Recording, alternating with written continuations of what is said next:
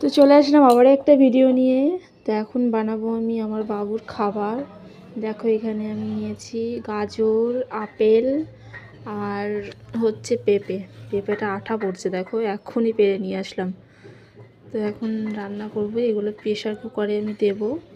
একটু চাল দেবো, একটু ডাল দেবো, মুসুর ডাল। আর এই যে চাল নিয়ে এসেছি বাবুর জন্য।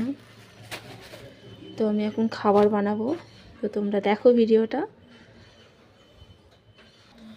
চলো আমি কেটে নিচ্ছি সবজি, এগুলো আমি কেটে নেবো সবজিগুলো, আপেল যেগুলো আছে।